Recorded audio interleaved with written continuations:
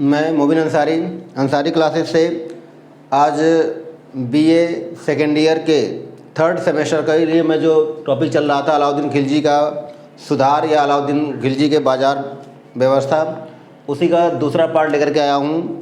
कल मैंने यहाँ तक बता दिया था कि अलाउद्दीन खिलजी ने सैनिक में क्या क्या सुधार किया।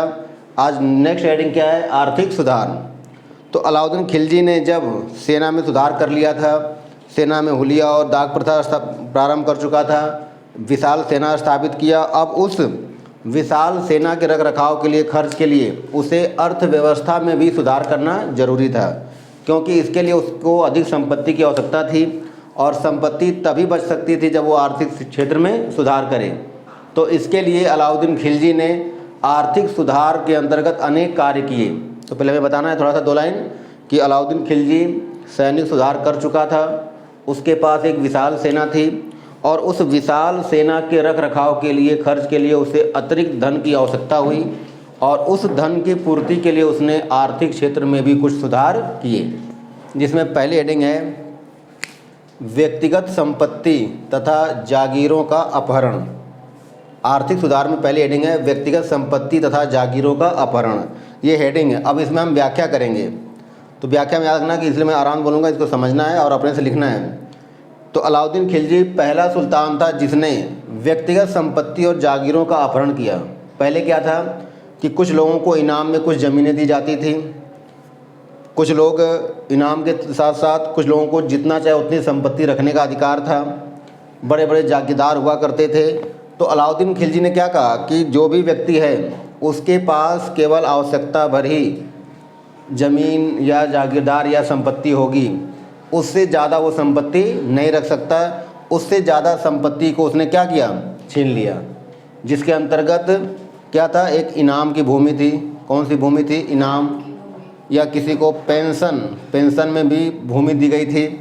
तो इस तरह से अलाउद्दीन पहला सुल्तान था जिसने आर्थिक सुधार के अंतर्गत लोगों की व्यक्तिगत संपत्ति को छीन लिया और जागीर जिनको चाहे वो इनाम में मिली हो, चाहे कार्य करने के लिए बदले में मिली हो, उसको भी उसने छीन लिया।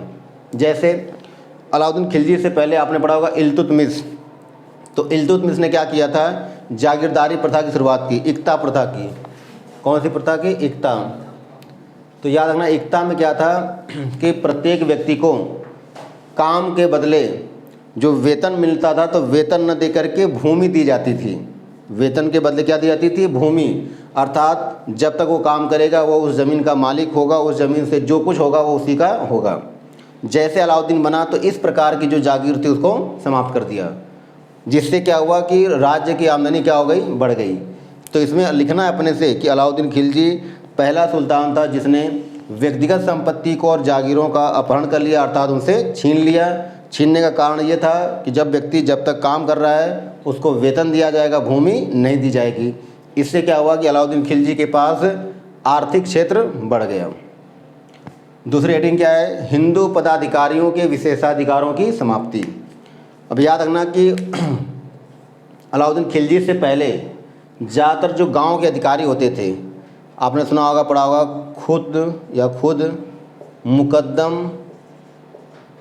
खुद मुकद्दम चौधरी। ठीक है, तो याद रखना ये सब क्या थे? गांव के अधिकारी थे। इनको संपत्ति रखने, घोड़े से चलने, शाही वस्त्र पहनने, ये सारे अधिकार थे। अलाउद्दीन खिलजी ने इनसे ये सारे अधिकार छीन लिए और ये कह दिया कि कोई भी जो हिंदू पदाधिकारी न तो शाही सवारी कर सकता है, न तो अपने पास सैनिक रख सकता है, न तो अच्छे वस्त्र या शाही वस्त्र पहन सकता है, और यहाँ तक कह दिया कि इनके घर की जो महिलाएं हैं मुसलमानों के यहाँ काम करेंगी।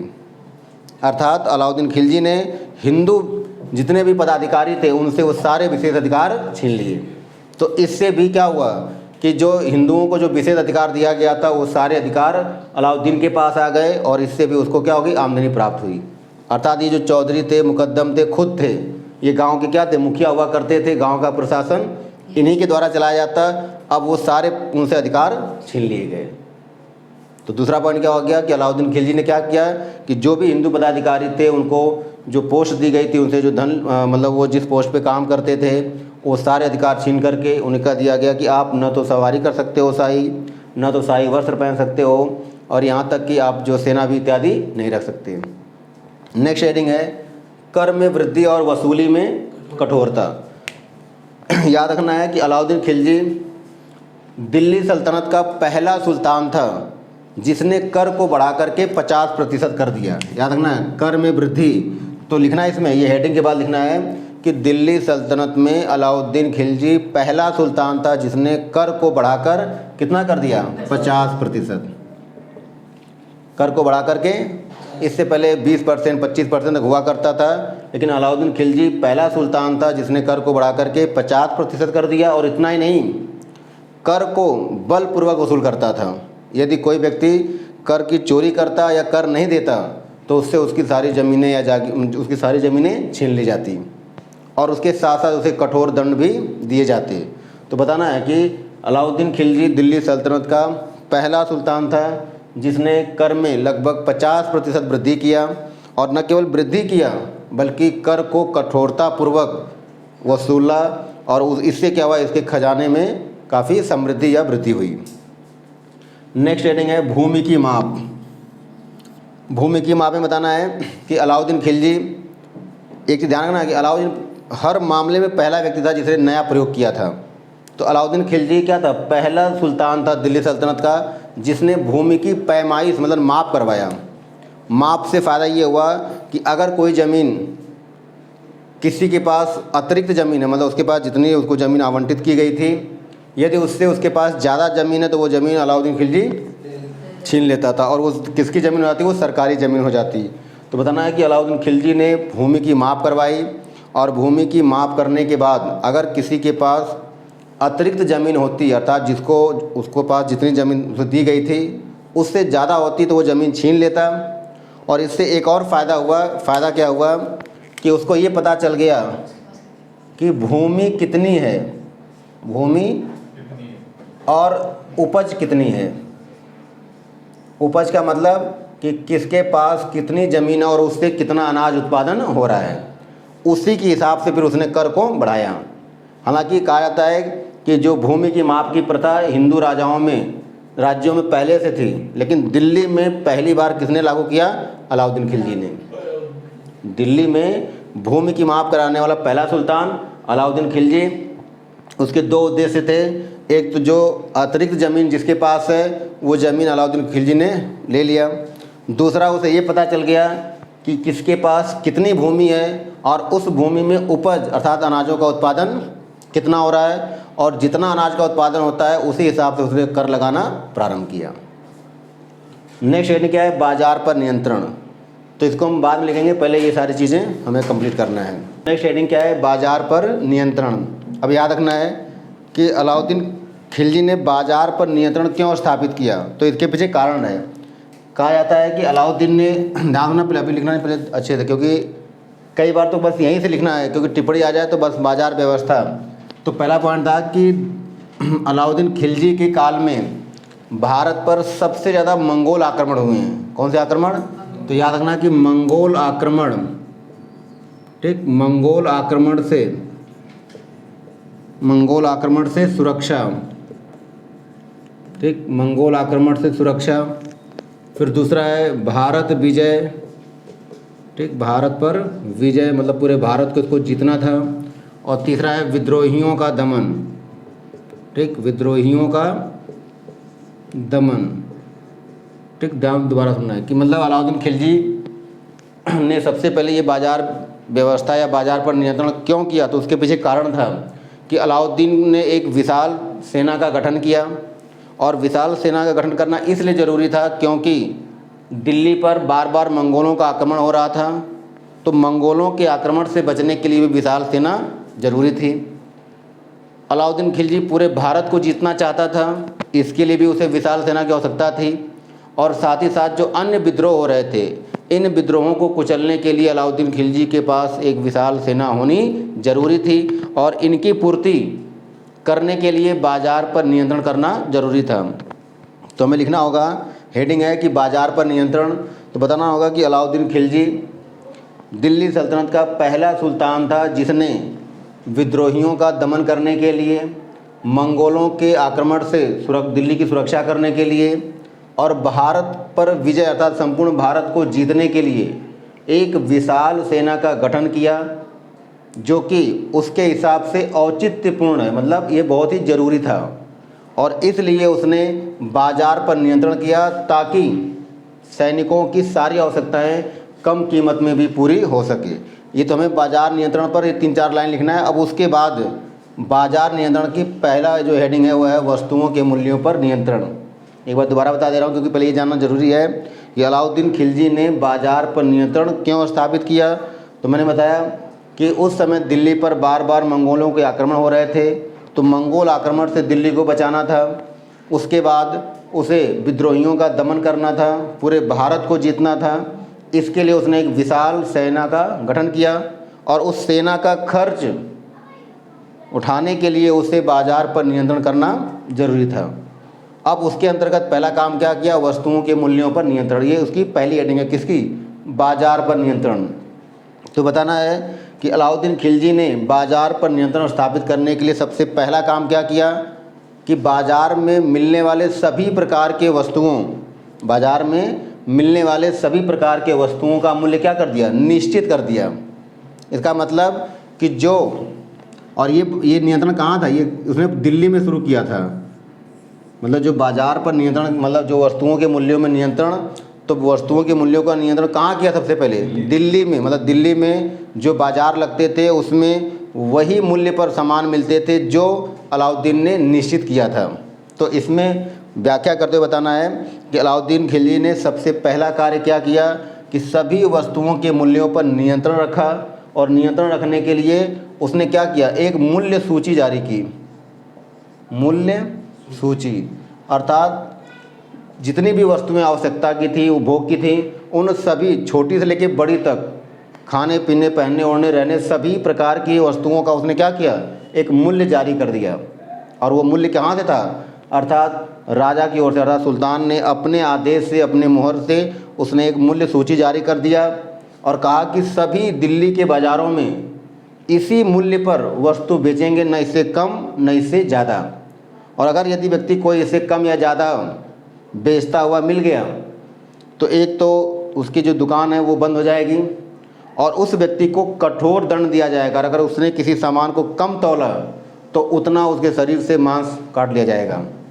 अर्थात अलाउद्दीन खिलजी ने क्या किया, हमने कहा ना, मूल्य पर नियंत्रण करने के लिए सबसे पहला काम क्या किया, मूल्य सूची जारी कर दिया सभी वस्तुओं की। और उसमें लिखना होगा कि वो छोटी से लेकर के बड़ी सभी प्रकार के वस्तुओं का मूल्य तैयार किया। और ये कहा कि कोई भी व्यक्ति, कोई भी दुकानदार इससे न कम और न ज़्यादा पर कोई सामान बेचेगा।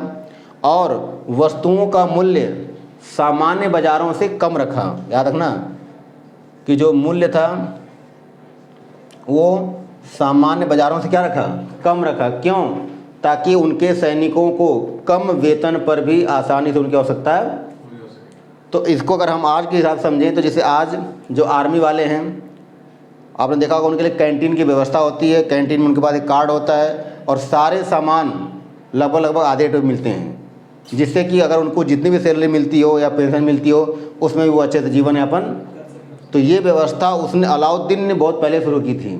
जिसका मतलब यही बताना है कि अलाउद्दीन के जो बाज़ार मूल्य में जो वस्तुओं का मूल्य था सामान्य बाज़ारों के मूल्य से कम था। उद्देश्य जिससे कि सभी सैनिक अपनी आवश्यकताओं को कम वेतन में भी पूरी कर सके, और इसके साथ साथ आम जनता के लिए भी मूल्य क्या थे, कम थे।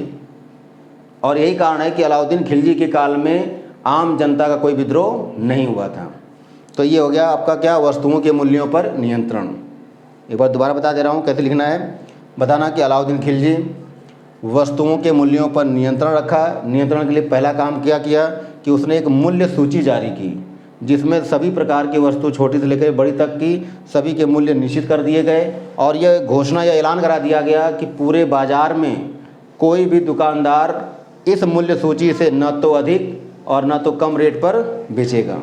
और जो इनका मूल्य था वस्तुओं का वो सामान्य बाज़ारों से कम रखा गया, ताकि चाहे सैनिक हो चाहे आम इंसान हो वो भी अच्छे से जीवन यापन। ठीक, तो इस तरह से ये पहला पॉइंट हो गया। दूसरा क्या है, वस्तुओं की उपलब्धता। ठीक, अब वस्तुओं की उपलब्धता का मतलब कि अलाउद्दीन को ये अच्छे से पता था कि हमने मूल्य तो तय कर दिया, अगर वस्तुओं की उपलब्धता नहीं होगी तो फिर हमारा ये जो सिद्धांत वो काम। तो दूसरा काम उसने क्या किया कि वस्तुओं को उपलब्ध करने के लिए नया तकनीक अपनाया। अब नया तकनीक क्या अपनाया मैं बता रहा हूँ। तो नेक्स्ट हेडिंग क्या है, वस्तुओं की उपलब्धता। तो पहला काम तो उसने क्या किया कि सभी वस्तुओं के मूल्यों को नियंत्रित किया। अब दूसरी हेडिंग क्या है, वस्तुओं की उपलब्धता। ध्यान सुनना है कि अलाउद्दीन को ये बात पता था कि केवल वस्तुओं के मूल्य निश्चित कर देने मात्र से ही बाजार नियंत्रित नहीं होगी। क्यों? क्योंकि बाजार में वस्तुओं की उपलब्धता भी होनी चाहिए। क्यों? अगर मांग और पूर्ति, मान लो जितनी मांग है उतनी पूर्ति होगी तभी बाजार नियंत्रित होगा। तो याद रखना कि अलाउद्दीन खिलजी ने वस्तुओं की उपलब्धता के लिए दो प्रकार से कार्य किए। क्या किया, इसको थोड़ा सा मैप से समझ लेते हैं। थोड़ा सा ये हमें बस सीधा मैप बनाना, जैसे ये हमारा क्या है दिल्ली। तो जो दिल्ली के आसपास, ध्यान रखना, जो दिल्ली के, ये लिख रहा हूँ ठीक, इसने अलाउद्दीन खिलजी ने क्या किया कि जो दिल्ली के आसपास के क्षेत्र थे या गांव थे, ठीक है, दिल्ली के आसपास के गांव थे, उनसे तो इसने क्या किया, उनसे जो लगान तक कर था उसने अनाज के रूप में लिया। ध्यान रखना है कि अलाउद्दीन खिलजी ने वस्तुओं की उपलब्धता के लिए क्या कदम उठाया।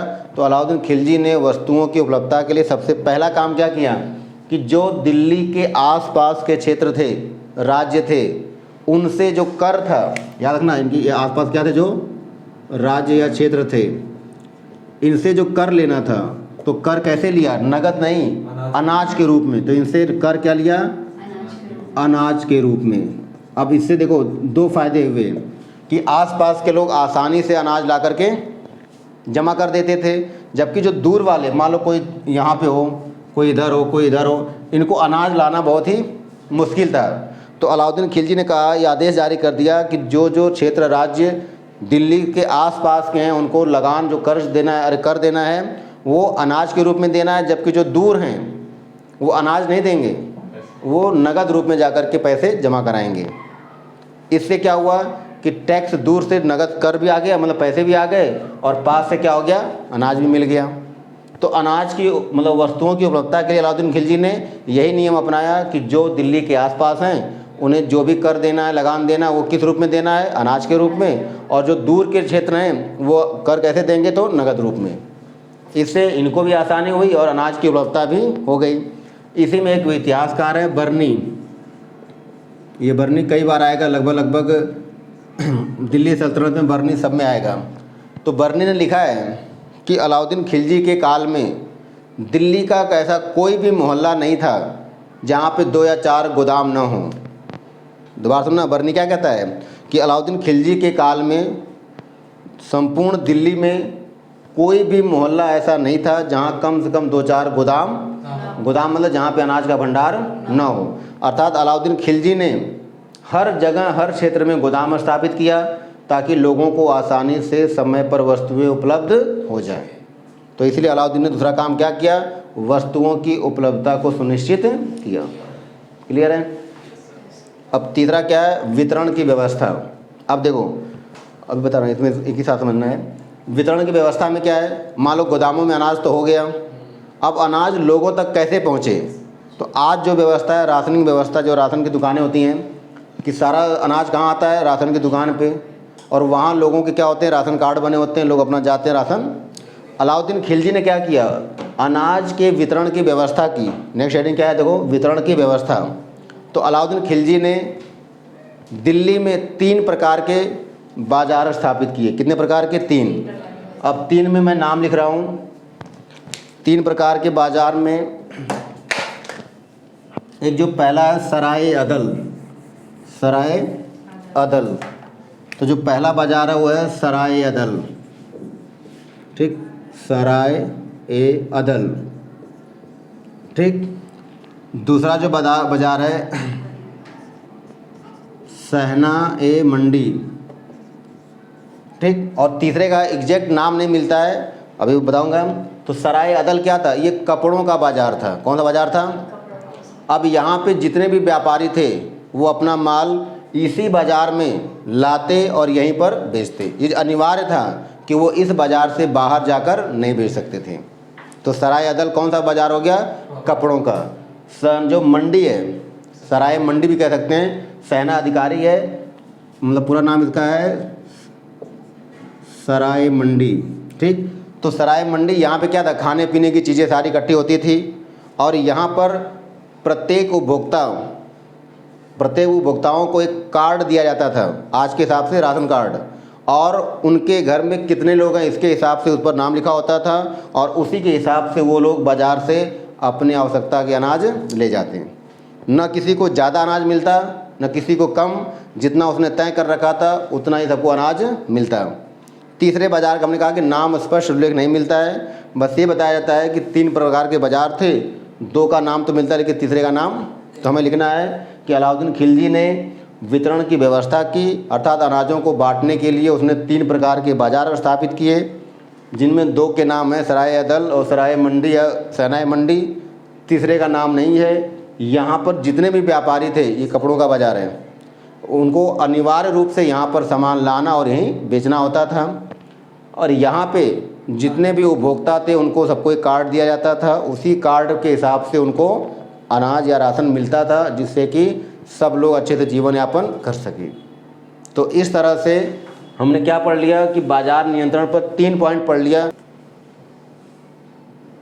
ठीक, तो इस तरह से अलाउद्दीन खिलजी बाज़ार नियंत्रण पर जो बताया 3 पॉइंट हम लोग पढ़ चुके हैं। अब इसके बाद जो नेक्स्ट पॉइंट है वो नेक्स्ट वीडियो में पढ़ेंगे। यदि ये वीडियो आपको पसंद हो तो लाइक करें, शेयर करें, ज़्यादा से ज़्यादा सब्सक्राइब करें, दोस्तों में बांटें, ताकि मेरा मन और प्रफुल्लित हो, उत्साहित हो और मैं और उत्साह के साथ वीडियो बनाऊँ। Thank you.